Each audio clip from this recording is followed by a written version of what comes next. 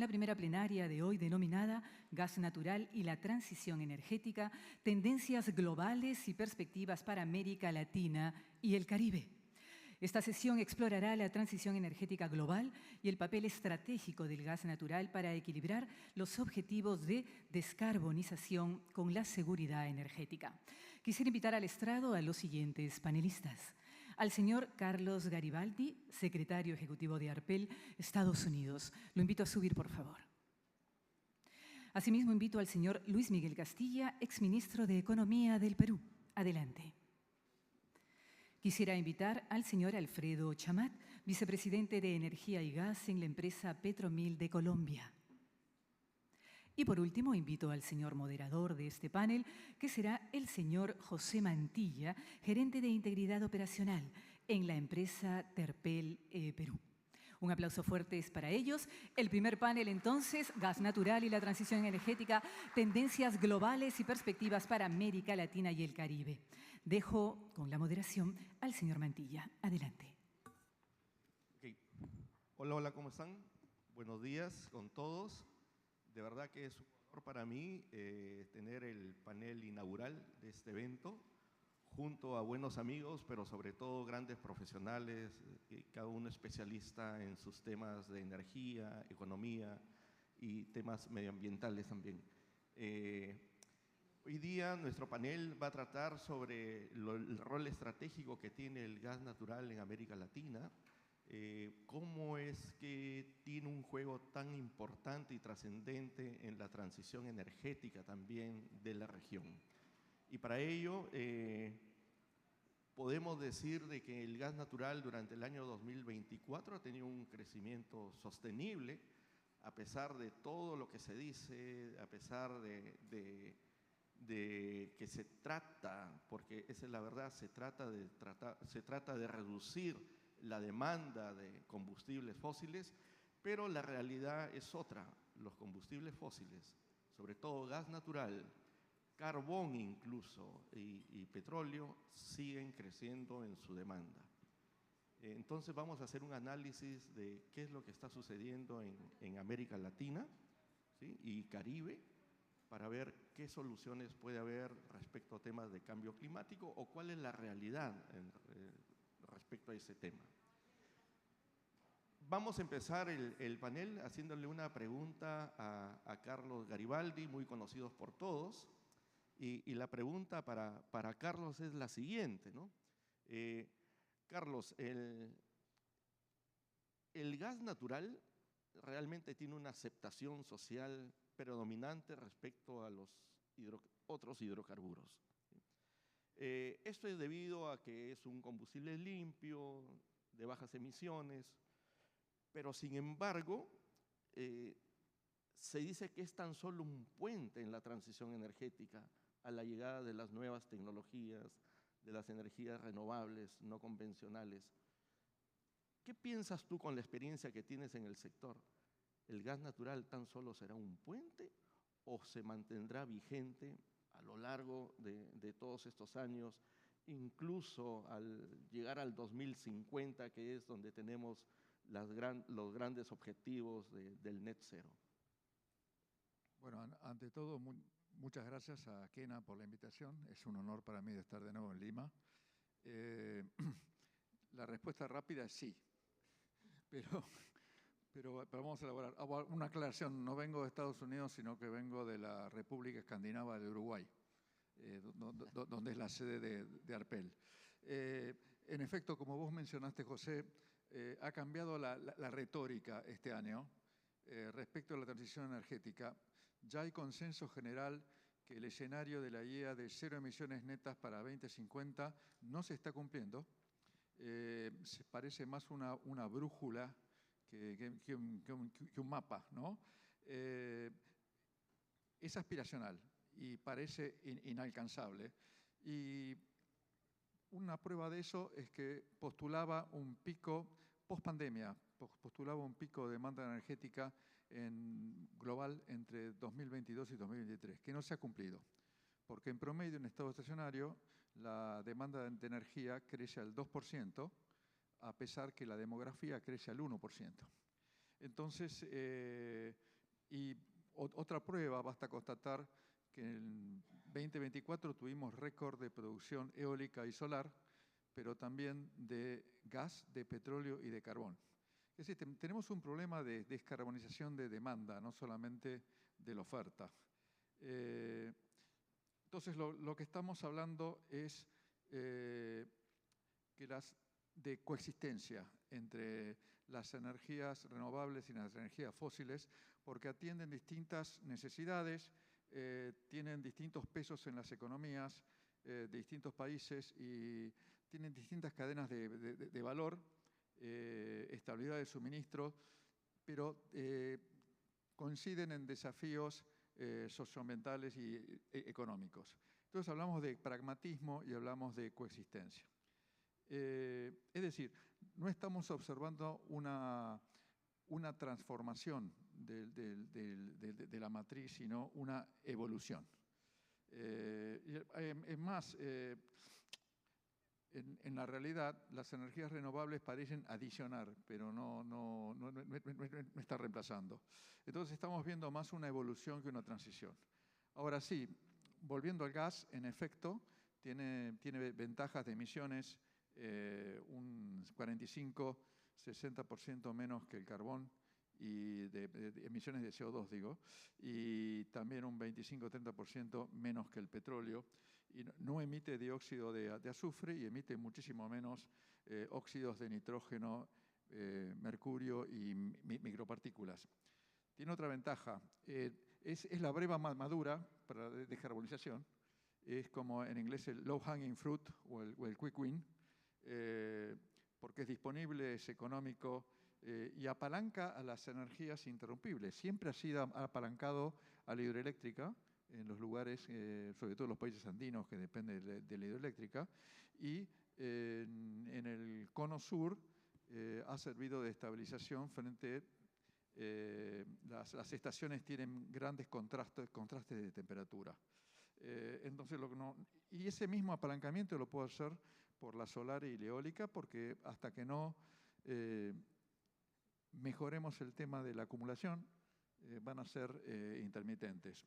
Entonces, me gusta decir que cuando no hay lluvia, no hay viento y no hay sol, sigue estando el gas natural. Ahora, se lo suele llamar un puente. ¿Qué quiere decir con eso? Bueno, que el puente se usa, después lo descartamos y nos olvidamos del gas natural. Que no es así, en primer lugar, porque hasta ese mismo escenario de la IA, de cero emisiones netas, tiene gas natural en el 2050. Y hay puentes y puentes. Está, a los que tuvieron una exposición en la ingeniería militar, está el puente Bailey, que se arma para que crucen los tanques y se desarma, o el puente de Jerjes para cruzar el Helesponto y invadir Europa, que afortunadamente no hablamos todos en farsi. Y después hay puentes como el puente de Alcántara en Toledo, que tiene 1900 años, ¿no? Que hizo Trajano. Entonces, yo creo que el gas será también un puente resiliente y siempre parte del sendero. De acuerdo. Muchísimas gracias, Carlos. Alfredo, cuando estalló este conflicto con Rusia, hubo el gran problema del abastecimiento a la Unión Europea, pero también el mundo reaccionó y se dio cuenta de que era evidente la falta de infraestructura, ¿sí? La falta de infraestructura de gas natural y sobre todo de gas natural licuado para estos temas de emergencias o casos impredecibles. Desde tu experiencia como operador, comercializador de gas natural de GNL en esta industria, ¿cuáles crees tú que son los desafíos logísticos y operativos, ¿sí?, en la implementación de proyectos de GNL en la región? Bueno, gracias Pepe por esto y quiero agradecer a Kena y a toda la organización. La verdad que ver este escenario así me place mucho. Quienes vimos cómo arrancó esto y nos sentimos parte del evento, la verdad que estamos muy contentos de que esto haya tomado este nivel y que siga creciendo y que siga tomando esta importancia. Mira, Yo te diría dos desafíos básicamente, pues hay muchos en nuestros países donde tenemos muchas necesidades por satisfacer, pero tú ves que lo que tú decías que pasó en Europa y Alemania en 2 años hizo 4 terminales, 4 FSRU y se armó y se solucionó el problema. En nuestro país, en nuestros países yo creo que tenemos unos desafíos grandes que son, por ejemplo, este tipo de proyectos de alguna u otra forma deben tener vinculación del gobierno. Así es. Ya sea por permisos, licencias ambientales, licencias sociales, inversión o subsidios. De alguna forma, este tipo de proyectos tan grandes y con tanta inversión deben tener vinculación con el gobierno. Entonces tú ves lo complicado que se ha vuelto en nuestro país de tener unas licencias ambientales. Eso cada día es más difícil. Lo complicado que son las licencias sociales.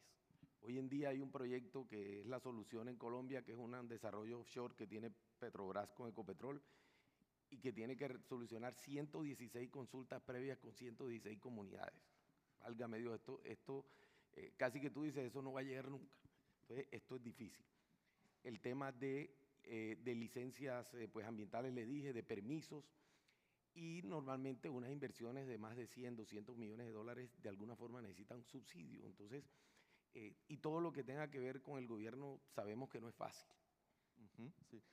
Disculpa que te interrumpa, pero tú estás ahorita hablando de la realidad de la permisología en Colombia. Sin embargo, acá en Perú nosotros decimos, ¿quién como los colombianos que tienen tan pocos permisos? Bueno, acá sufrimos. Sufrimos, exactamente, pero es un mal de toda Latinoamérica, creo yo. Entonces, y por otro lado, yo creo que hay algo que es un paradigma que tenemos en Latinoamérica y que es muy difícil, que es la visión de largo plazo. Estos proyectos necesitan largo plazo. En Colombia tenemos un proyecto que ha sido muy exitoso, que es el de la regasificadora en Cartagena. La verdad, muy bien montado, un proyecto a 20 años. Proyecto que fue creado para sostener a la demanda térmica y que hoy es tan bueno que está sosteniendo a la demanda no térmica con el faltante de producción nacional. Entonces, ese tipo de proyectos requieren de una visión por lo menos de 20 años, una visión a largo plazo. Hoy tú encuentras con la necesidad de gas que hay en Colombia, que hay gente que quiere montar proyectos y te dice, es que quiero ver si puedo traer una FSRU, pero es un proyecto a 5 años. Y tú dices, no, pero mira, imposible.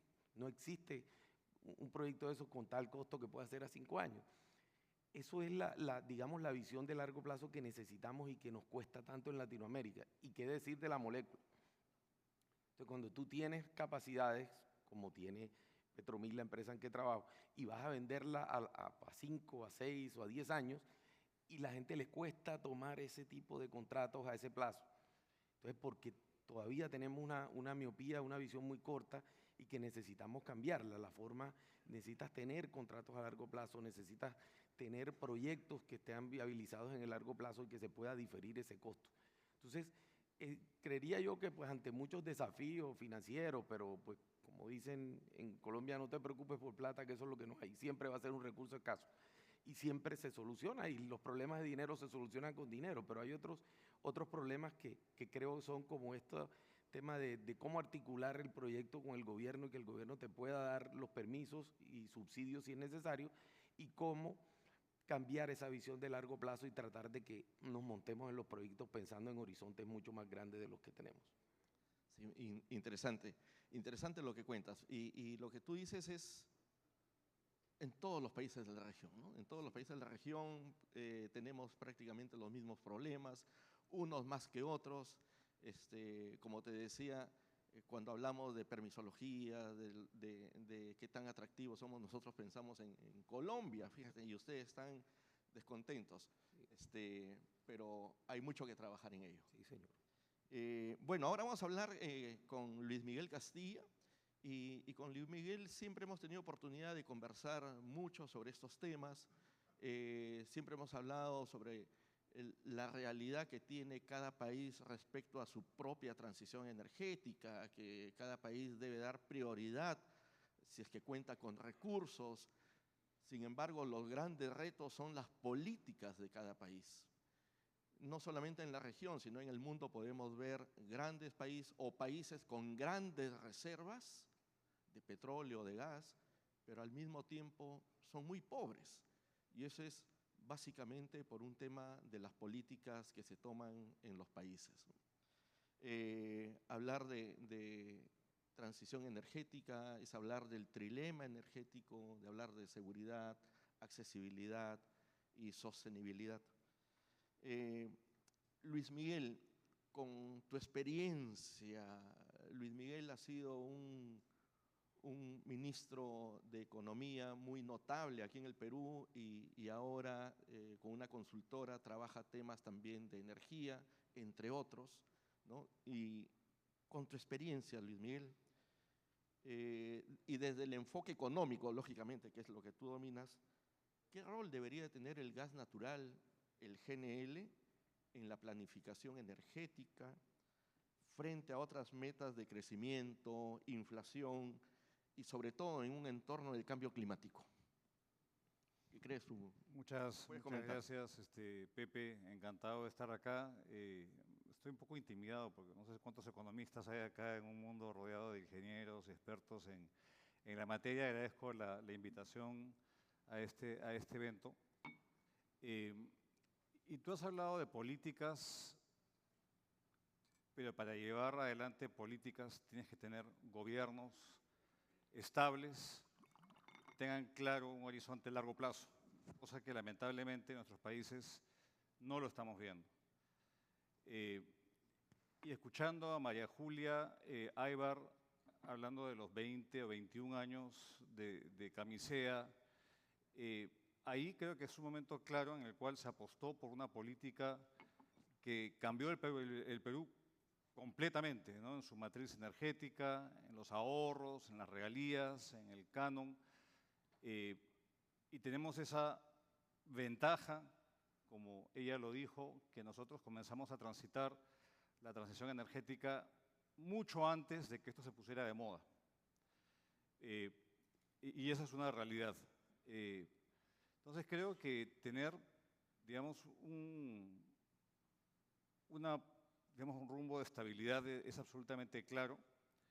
Y ya que tú lo has mencionado, Pepe, en el tema del trilema energético, el gas natural, el GNL, es un energético que creo que es clave, ¿no?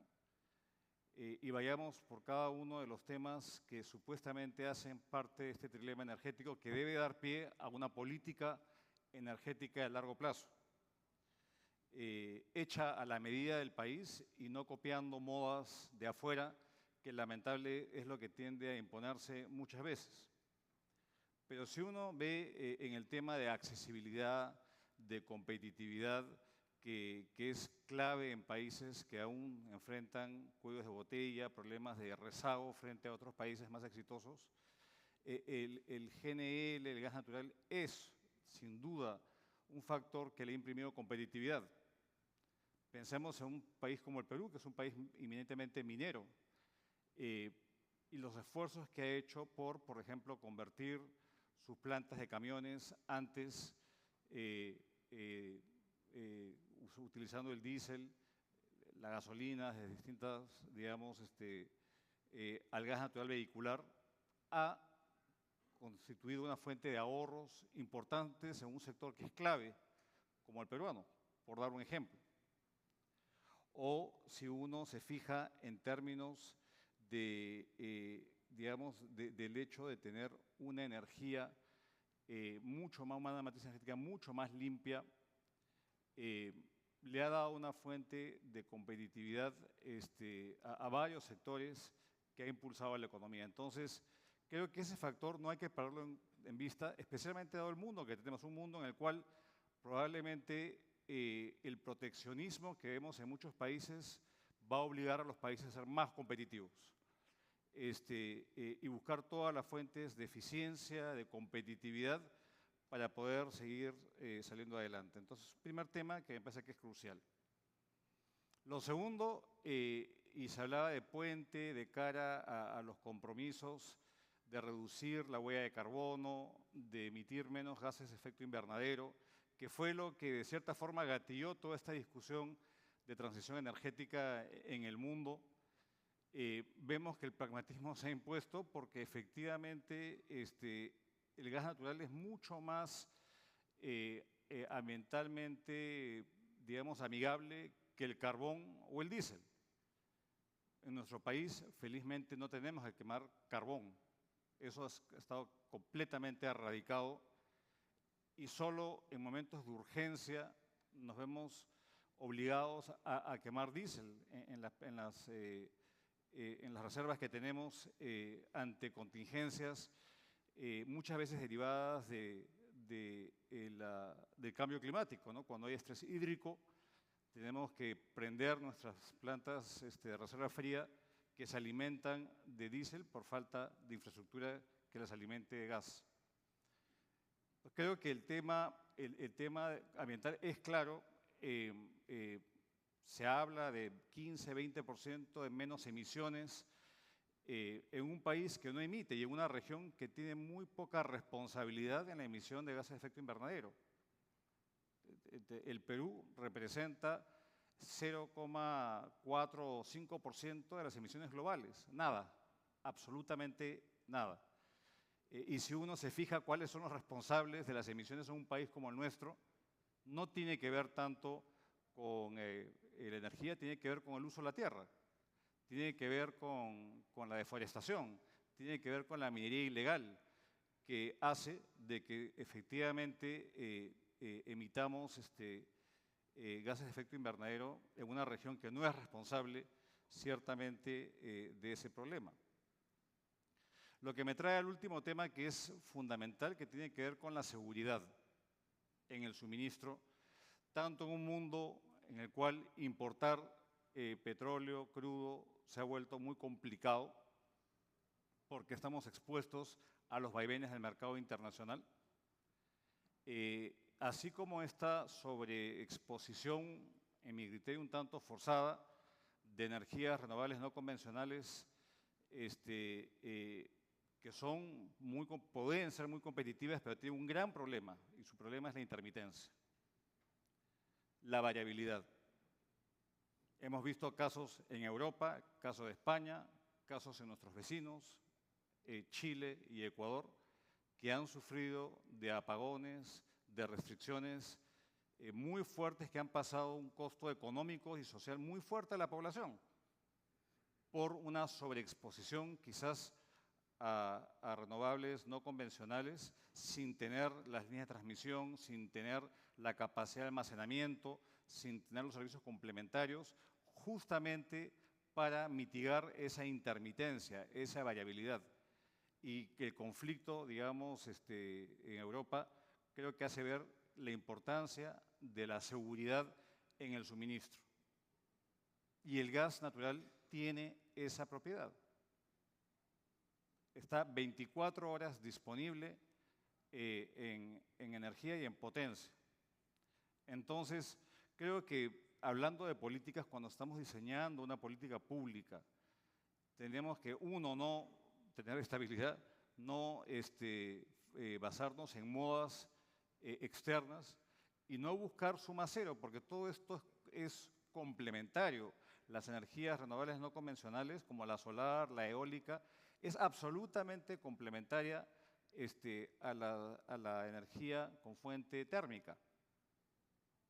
Creo que esto es parte de lo que tenemos que nosotros buscar nuestra propia forma de transitar a un mundo bajo en carbono, pero sin que esto signifique exponernos a la inseguridad de una fuente de energía que puede ser volátil o a una dependencia excesiva de crudo como fuente de energía en el país. Entonces, tú hablabas de políticas.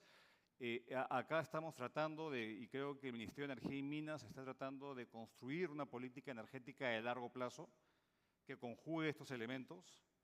Y acá tenemos un clarísimo ejemplo de una política pública que funcionó. Camisea ha funcionado.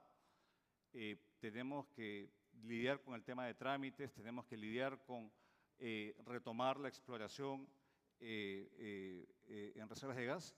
Y un tema, y con esto concluyo mi primera intervención, es que tenemos acá un problema. Tenemos mucho gas, pero no la suficiente demanda, que hace que el 30% tenga que ser reinyectado, cosa que es un poco, suena ilógico, teniendo países vecinos que tienen que importar gas caro.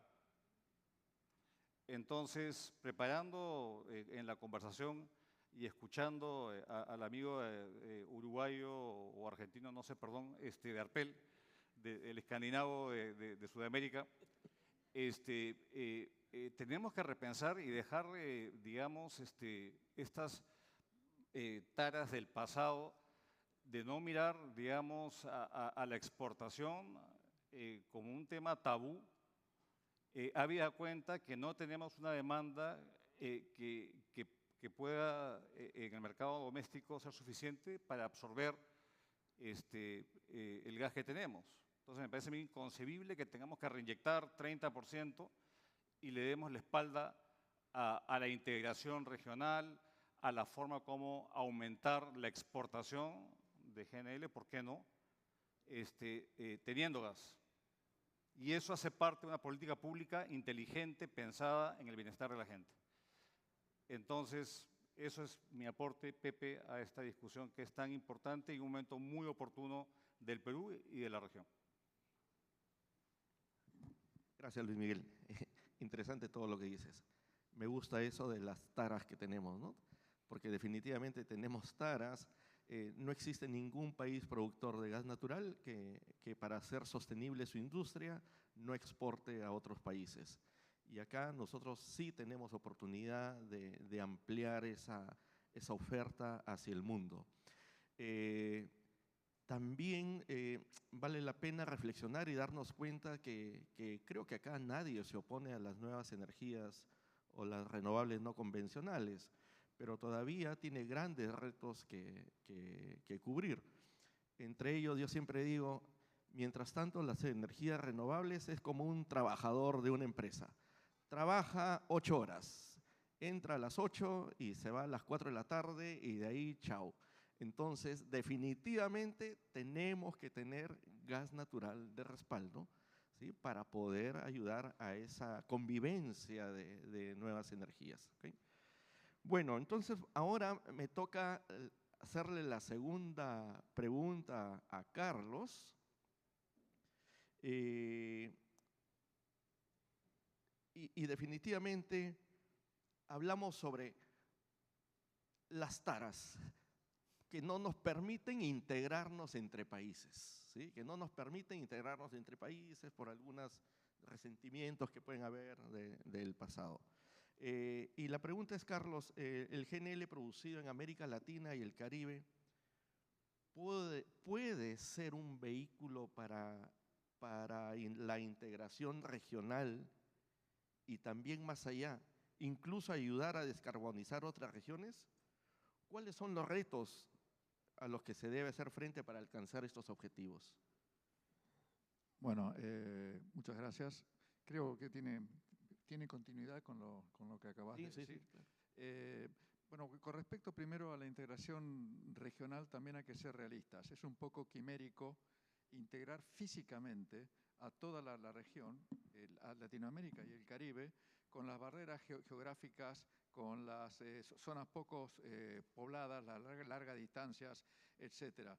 Y si es una colección heterogénea de países con diferentes recursos naturales y diferentes estados de desarrollo socioeconómico, diferentes ideologías y patrones culturales. Entonces, la integración física, conductos y líneas de transmisión es complicada, pero ahí aparece la herramienta del GNL como herramienta de integración. Y hablamos de las taras que tenemos. Tenemos cicatrices históricas de conflictos que se suscitaron en los 2 siglos pasados. Algunos fueron hasta escaramuzas cuando uno los ve objetivamente, pero han hecho descartar soluciones integradoras en subregiones integradas, como el Cono Sur, como la región andina, como el Arco Norte de Sudamérica, que, por ejemplo, soluciones razonables y más económicas. Yo sé que es complejo, no soy un experto en marketing de GNL, pero si lo veo desde el espacio, el GNL de Perú se va lejos y el GNL que viene a Chile viene de lejos, ¿no? Haciendo una simplificación absurda. Pero comparémonos con la Unión Europea. que aparte de la homogeneidad que tiene, sus pueblos se han estado matando por los últimos 2000 años en guerras imperiales, religiosas y nacionalistas en ese orden, y hasta hace apenas 80 años. Sin embargo, comparten valores fundamentales y han logrado la integración de infraestructura, de defensa monetaria y aduanera. No creo que lleguemos a eso, pero es un buen ejemplo para pensar. Y como vos dijiste, José, el gas natural tiene oportunidad de integración en la región, principalmente a través de la flexibilidad que le da el IGNL, y para descarbonizar aún más a la matriz primaria más limpia del planeta, que es la nuestra. Podemos extender su penetración industrial, residencial, de generación y de transporte. Transporte pesado, transporte de larga distancia, transporte fluvial y litoral. Por ejemplo, yo me cruzo entre Montevideo y Buenos Aires en un ferry que corre a GNL sobre el agua a 80 kilómetros por hora. Es mucho más eficiente que ir en avión. Ahora, todavía hay mecanismos más flexibles que el GNL tradicional. Yo ayer tuve el enorme placer y orgullo de visitar la planta de Perú LNG. Para los que somos ingenieros es como porno, ¿no? Pero aparte de esa escala, tenemos también unidades flotantes, unidades flotantes de liquefacción y regasificación. Por ejemplo, en la Argentina, para Vaca Muerta se está pensando en unidades, una unidad flotante de liquefacción. Y también de género modular. Eso para integrar más a la región y aumentar aún más la penetración del gas natural en nuestra región, atendiendo a nuestra seguridad energética. Pero vamos a tener excedentes de gas natural. América Latina y el Caribe tiene una contribución modesta a la industria global del gas natural porque solamente contribuimos menos del 5%. Sin embargo, si contamos los recursos que están sin monetizar o que están siendo desarrollados o capaces de desarrollar, no solamente en Perú, en Bolivia, sino Guyana, Surinam, en Colombia, en Vaca Muerta, en la Argentina y, por supuesto, el elefante en la sala, Venezuela, contamos más o menos con 500 TCF de gas. El desafío, y eso ayudaría a descarbonizar, ayudar a la transición energética de nuestras regiones. Por ejemplo, en nuestra matriz primaria de la región, el carbón es el 5%. En el resto del mundo es el 28%. Y si nos fijamos en Asia, es 47%. Así que hay un efecto rápido que puede ser el gas natural de ayudar a la transición energética, como diciendo, no es solamente un fuente.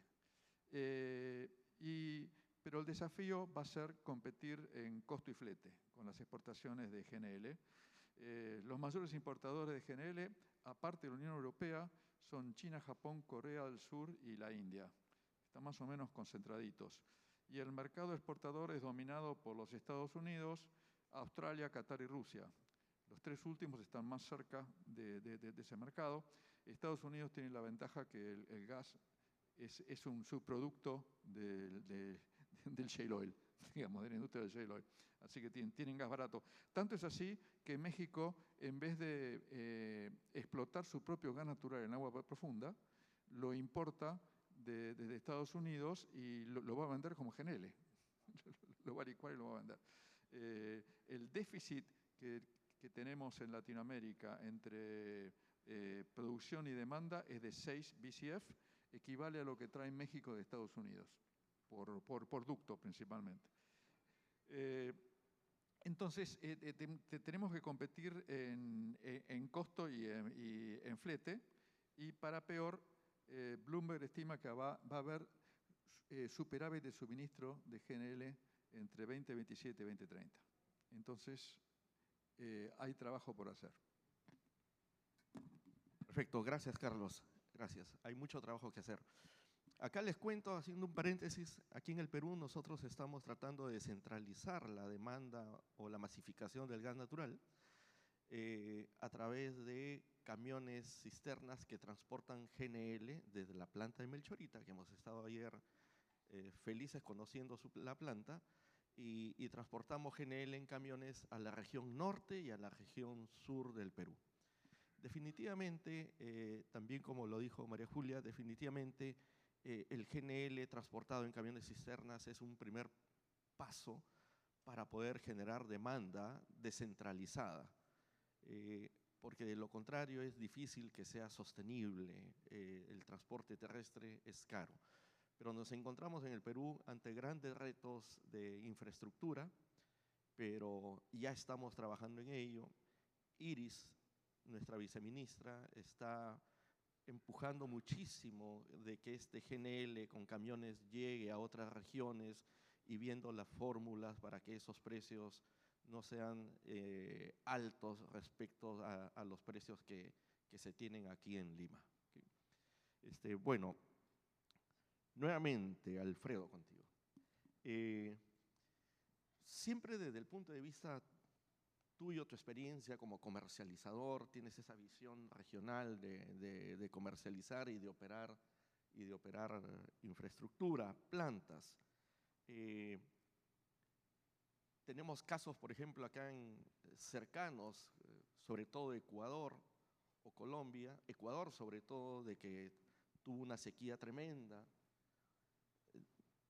no tenían energía, se vieron obligados a alquilar 2 o 3 embarcaciones que eran generadores de electricidad, que incluso funcionaban con el combustible líquido más contaminante que hay, que es los petróleos residuales, ¿sí? Pero era la única forma de poder cubrir la demanda o las necesidades de energía eléctrica en el Perú, en Ecuador. Colombia también ha empezado a importar más GNL, ¿no? Por unos temas de déficit, ¿sí? Entonces, dada la experiencia que están viviendo ustedes y también que sirva como experiencia para otros países, ¿sí? ¿Cuál es tu visión respecto al GNL frente a fuentes renovables, convencionales, no convencionales? ¿Es un momento de hacer sinergias, competencia o coexistencia continua? ¿Qué crees tú? ¿Cuál es tu visión? Mira, yo te diría, y corriendo el riesgo de que los amantes de la música salsa me señalen, aquí sí hay cama para tanta gente. En contravía del éxito de los años 90 que muchos conocimos, sí hay cama. Este es un sector donde todos podemos coexistir y todos podemos hacer sinergias. O sea, es totalmente viable. Digamos, ojalá se pudiera todo hacerlo con fuentes renovables, pero todos sabemos de la intermitencia de la renovable. En Colombia, en el Caribe, hay una carretera que los del gremio energético le llamamos jocosamente la renovable porque la señal de celular es intermitente durante toda la carretera. Entonces, estás en la renovable, claro, tienes una reunión y no puedes seguir porque se te interrumpe la señal. Es igual, entonces, es muy buena, es muy sana, tiene unos peros en la construcción de los equipos que pues supuestamente hacen más emisiones y todo, pero es muy buena, pero todos sabemos que no es constante. Como tú dices, trabajan de 8 a 6. Entonces, no hay nada más confiable para esto que tener una térmica bien mantenida, que te soporte esa intermitencia, que tener unas hidráulicas. En Colombia tenemos en épocas normales el 75% de la energía es hidráulica. Es una matriz muy limpia, muy buena, pero cuando deja de llover comenzamos a pasar trabajo. Para eso precisamente se creó la terminal de regasificación, para poder darle el soporte a la generación térmica que se necesitaba cuando el agua no llegaba, cuando San Pedro se iba de vacaciones y no nos mandaba lluvia.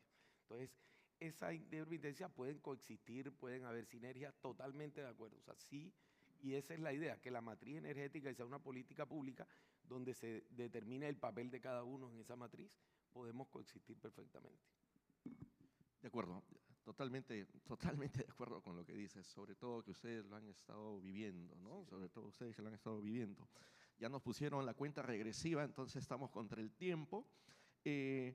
Justo de lo que este comentario que acaba de hacer sobre cómo hacemos sostenible una operación de transporte de GNL, ¿sí? En las diversas regiones fuera de Lima. Nosotros somos un país que para bien o para mal estamos concentrados en población y en industria acá en Lima, entonces tenemos grandes retos para descentralizar. La segunda y última pregunta para Luis Miguel. Luis Miguel, desde tu experiencia, estos puntos de vista que tienes tú primero como economista, como exministro, ahora que estás viendo muchos temas de energía, ¿cuáles crees tú que podrían ser los incentivos fiscales, inversiones, contratos de compra que un Estado debe ofrecer para atraer proyectos de GNL, pero sin comprometer la sostenibilidad fiscal, ese impacto que podría haber? En el Perú hay una lección aprendida, ¿no?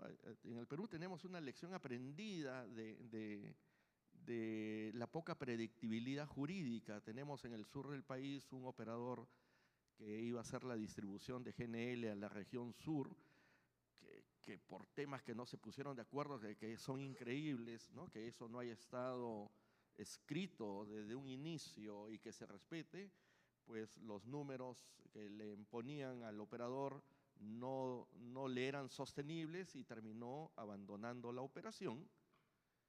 Luego de estas demandas que hay, el Perú se ve obligado a pagar una indemnización, pero lo peor de todo, que teniendo esa lección aprendida, en estos momentos tenemos el riesgo de que nos suceda lo mismo con una operación que está en el norte del Perú. El distribuidor que ha invertido con mucha visión a futuro, nuevamente se encuentra con estos conflictos de que los números que le están imponiendo no le cuadran y empiezan a tener problemas económicos para hacer sostenible la operación. No se trata de modificar simplemente la fórmula de un Excel, sino que las cosas estén claras desde el inicio. Por eso cuando nosotros estamos planteando las nuevas políticas energéticas que se den, este tema de la predictibilidad es inminente, tiene que darse sí o sí. De lo contrario vamos a tener problemas. Luis Miguel, tus comentarios sobre este tema. Sí, gracias, Pepe. Veo que 0-0 es porque ya se acabó el tiempo o para responder tu pregunta. Pero, a ver, partamos de lo que dije inicialmente, que tiene que haber estabilidad, tiene que haber seguridad jurídica y estabilidad regulatoria. Y lo que vemos en países como el nuestro es que a veces hay una confusión respecto a quién hace la política y qué hace el regulador. Y a veces el regulador no solamente supervisa, sino se mete a hacer política. Ahí comienzan a haber ciertas cuestiones, antes incluso de los incentivos que puedan haber. Entonces yo creo que es un tema que hay que aclarar funciones y competencias, porque si uno se mete en el lugar del otro, eso, digamos, espanta operadores, incrementa el riesgo, etcétera. Entonces, como primer tema. Lo segundo, antes de entrar al tema tributario, y se ha hablado, es que tienes que dar un horizonte largo, digamos, tiene que haber contratos de largo plazo, pero con ciertas, digamos, combinados con volúmenes spot para hacerlo ciertamente flexible por lo oscilante que pueden ser los precios en determinadas coyunturas. No voy a meterme al tema de tramitología, que eso ya se ha dicho, pero sí déjeme meterme algunas lecciones quizás aprendidas respecto a las políticas de incentivos tributarios que de hecho han funcionado acá en el país sin minar la fortaleza fiscal que ostenta un país como el Perú. Acá se ha dado depreciación acelerada en ciertas fases de construcción, acá se ha exonerado, digamos, de impuestos a la importación de bienes para utilizar en proyectos de inversión, digamos, han habido créditos fiscales en algunos casos que han funcionado. Ahora, lo cierto es que todo esto, para empezar, tiene que tener ciertos requisitos para no justamente minar la sostenibilidad fiscal, porque tampoco uno no invierte en un país donde no está asegurada, digamos, la disciplina fiscal, donde el riesgo país es bajo y donde no se duda respecto a la capacidad de pago de un país medido por, digamos, el grado de inversión. Entonces, creo que 4 o 5 factores que son importantes en estos mecanismos que ciertamente han funcionado. Uno es que tiene que haber una temporalidad. Esto no es un tema eterno. Uno fomenta un tipo de actividad, da una garantía inicial, digamos, y debe esto en el tiempo eliminarse. Yo no creo en fomentos permanentes, porque eso impide mejoras en la eficiencia. Entonces, todo incentivo tiene que tener un marco temporal en el tiempo. Primera cosa. Lo segundo es que cuando se dan estos marcos, digamos, tributarios, tiene que haber una condicionalidad sujeto a resultados. No se dan subsidios ciegos, sino, por ejemplo, beneficios, no sé, si tú das un incentivo a la conversión a GNV, por ejemplo, gas natural vehicular, tienes que tener un monto mínimo movilizado, una reducción de consumo de diésel, métricas que te digan de que justamente esa política pública está, digamos, tiene un impacto beneficioso para la sociedad. Y si no, digamos, revisar ese tratamiento tributario o de fomento en particular. Antes de todo esto, tiene que haber un análisis claro de costo-beneficio y de impacto regulatorio. Y acá yo me quisiera detener porque a veces se quiere, por falta de política, lo que se comentaba anteriormente, se pretende fomentar todo a la vez.